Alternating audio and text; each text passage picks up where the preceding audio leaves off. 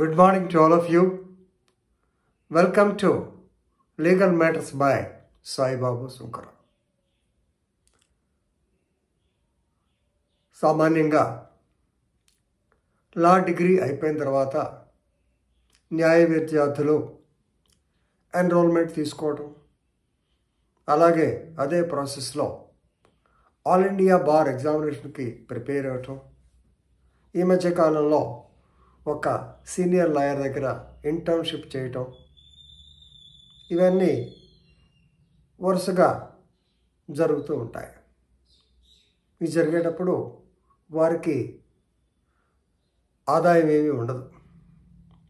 Internship చేసేటప్పుడు కూడా senior advocates నాకు తెలిసి ఒంగోలులో పంగులూరు గోవింద లాంటి వాడు తప్ప, అయితే కూడా శివప్రసాద్ గారు ఉన్నారంట, ఆయన కూడా కొంచెం అది ఇస్తాడంటున్నారు. మిగతా వాళ్ళు పెద్దగా ఇచ్చేవాడు ఉంటారు. మరి 3 సంవత్సరాలు శ్రమపడి బయటకు వచ్చిన తర్వాత లాయర్గా ప్రాక్టీస్ చేద్దాం ఉత్సాహంతో ఉన్న వాళ్ళకి ఇనీషియల్ స్టేజ్లోనే గడపలోనే మరి ఆర్థిక సవాళ్ళు ఎదురైతే పరిస్థితి ఏమిటి? ఇది గమనించే ఆంధ్రప్రదేశ్ ప్రభుత్వం వారు కొంత ఏజ్ లిమిట్ పెట్టి ఆ ఏజ్ లోపల ఉన్న అడ్వకేట్స్కి ఒక 3 సంవత్సరాల వరకు నెలకు 5,000 రూపాయల స్టైపెండ్ ఇస్తామని ప్రకటించారు. ఇస్తున్నట్టు తెలుసు. అలాగే కేరళ ప్రభుత్వం కూడా నెలకు 3,000 రూపాయలు ఇస్తున్నారు 30 years బిలో అడ్వకేట్స్, 3 సంవత్సరాలు.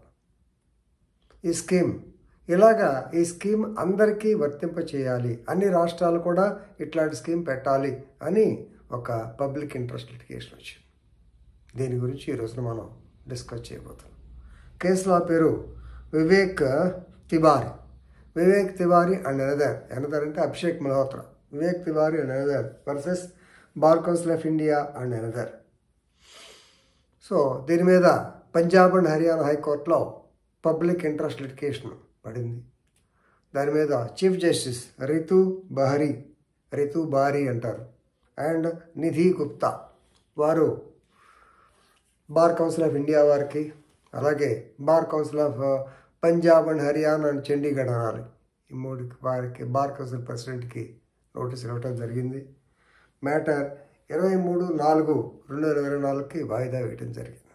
సో వాయిదా ఇంపార్టెంట్ కాదు, కానీ ఇక్కడ లేవనెత్తినటువంటి పాయింట్ చాలా ముఖ్యమైనది, అలాగే సమంజసమైనది కూడా.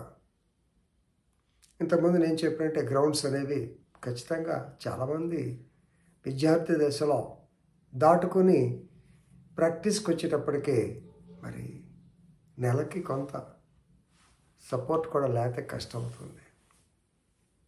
రైట్, ఇక్కడ ప్రజెంట్ పబ్లిక్ ఇంటర్వ్యూషన్ ఎందుకు వేశారంటే అదే Vivek Tiwari and Abhishek Malhotra requesting the court to standardize the so called stipend and remuneration at 15,000 per month, and for junior advocates 15,000, for internship చేస్తారు కదా వాళ్ళకి 5,000 per month రెగ్యులర్గా ఇవ్వండి అంటూ వాళ్ళు కేరళ గవర్నమెంట్ యొక్క ఉదాహరణ చెప్పారు. ఏపీ గవర్నమెంట్ సంగతి వాళ్ళకి తెలియదేమో మరి ఎట్లా. Kerala government is paying 3,000 rupees per month to a lawyer below 30 years of age. అలాగే and annual income is less than rupees 1 lakh. Okay, it may be placed on record అన్నారు. సో ఇదంతా మనకు తెలిసింది. ఏపీ గవర్నమెంట్ కూడా 5,000 ఇస్తుంది. ఇలాగా ప్రతి రాష్ట్రం కన్నా బార్ కౌన్సిల్ ఆఫ్ ఇండియా అన్ని రాష్ట్రాల బార్ కౌన్సిల్తో మాట్లాడి ప్రభుత్వాలతో మాట్లాడి స్టాండర్డైజ్ చేస్తే బెటర్ అనేటువంటిది దీని గురించి యొక్క ఉద్దేశం. ఎందుకంటే ఒక్కటి గమనించండి, what is the minimum salary? Skilled labour, unskilled labour. Skilled లేబర్కి అయితే 21,000, అన్స్కిల్డ్ లేబర్ అయితే ఇది according to labour code, present labour code అవ్వాల్సిందిగా సెంట్రల్ లేబర్ యాక్ట్స్ అన్ని కలిపారు. So labour code basic minimum wage for the unskilled labour is 12,673 rupees. రెండో point, most of the seniors, they do not pay any remuneration to the juniors.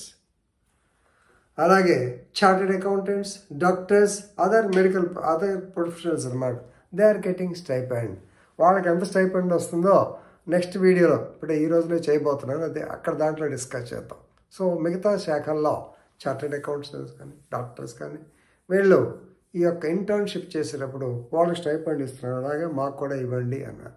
So కారణం చాలా సమంజసమైంది కాబట్టి దీని మీద గౌరవ Punjab and high court, Haryana high court వారు ఏమి నిర్ణయం తీసుకుంటారో వెయిట్ చూద్దాం.